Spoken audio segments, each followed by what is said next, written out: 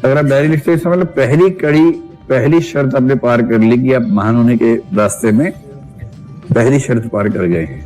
लेकिन बाकी भी तो शर्तें हैं। वो इस बात से तय होता है कि डायरी में आपने क्या लिखा। देखो डायरी में 2-3 बातें हैं। पहला, सिर्फ अपने बारे में लिखा या अपने आप को एक सामाजिक, राजनीतिक, आर्थिक मनुष्य मान के लिखा। जो अपने आप को सिर्फ एक भावनात्मक और दैहिक मनुष्य मान के लिखेगा उसकी डायरी में केवल ये रहेगा, आज उसने ऐसे बोल दिया, मुझे गुस्सा आ गया, मैंने इससे कहा, उसने मुझे जवाब नहीं दिया, मैंने उसको व्हाट्सएप किया, उसने सीन हो गया था, मेरी लाइन आ गई थी पर जवाब नहीं आया, उसके बाद से मेरे फ्रस्ट्रेशन का लेवल बड़ा हाई हो गया, मैं कल इसको छोड़ूंगा नहीं, इसका खून पी जाऊंगा कम वक्त। एक तो ये डायरी होती है, इसमें 2 चीजें हैं, इमोशंस हैं और मैं और मेरे इमोशंस, बस। इसको डायरी लेखन नहीं, इसको बोलते वोमिटिंग ऑफ इमोशंस। भावनाओं की उल्टी करना, भावनाओं का वमन करना। वमन समझते हैं? वमन, वोमिटिंग, भावनाओं का वमन करना।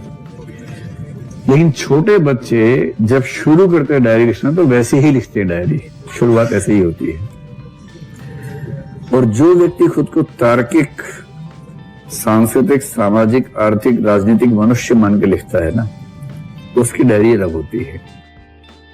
फिर वो आज की डायरी में ये भी बताएगा कि जब दिल्ली में कल एक फैक्ट्री में आग लगी तो ऐसी समस्याएं देश में क्यों हैं और इनका समाधान कैसे हो। और फिर साथ में लिखेगा कि आईएएस बनने के बाद हो सकता है मैं कम से कम अपने क्षेत्र में ऐसी स्थितियां कम कर सकूं, ये उपाय कर दूंगा।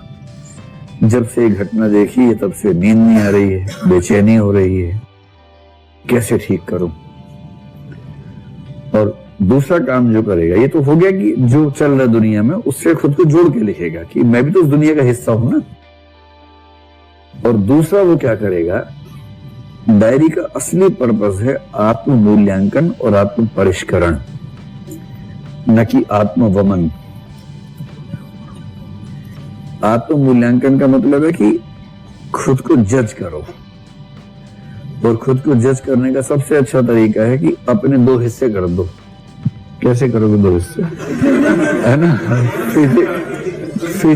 फिजिकली मत कर देना, पता लगा कि दोनों हाथ अलग अलग बैठे हुए हैं,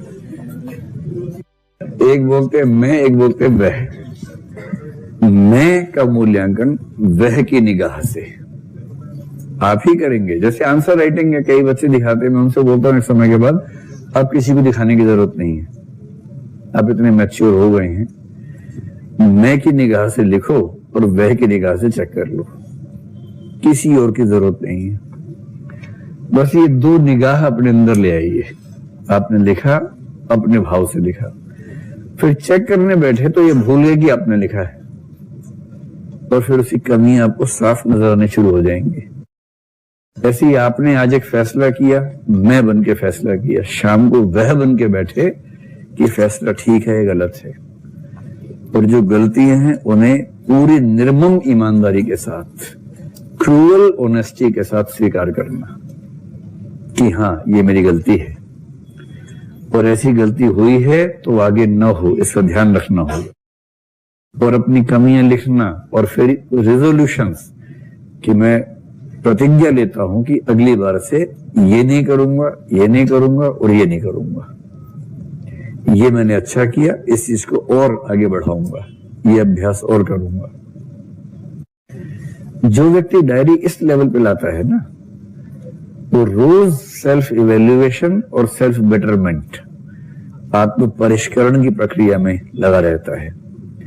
और ऐसे व्यक्तियों को मोटिवेशन के लिए, इंस्पिरेशन के लिए किसी और की जरूरत नहीं पड़ती है, खुद अपने सबसे बड़े ज्ञानी, सखा, मित्र हो जाते हैं।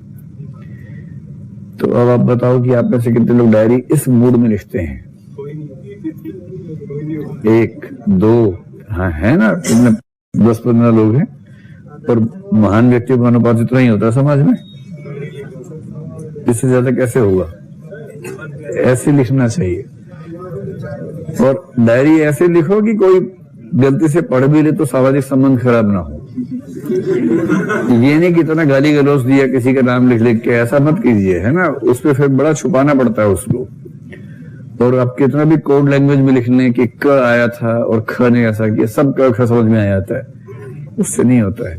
तो डायरी गाली देने का प्रोसेस मत बनाइए, आत्म परिष्करण का प्रोसेस, और वो इमोशनल इंटेलिजेंस के रास्ते की एक बड़ी उपलब्धि है।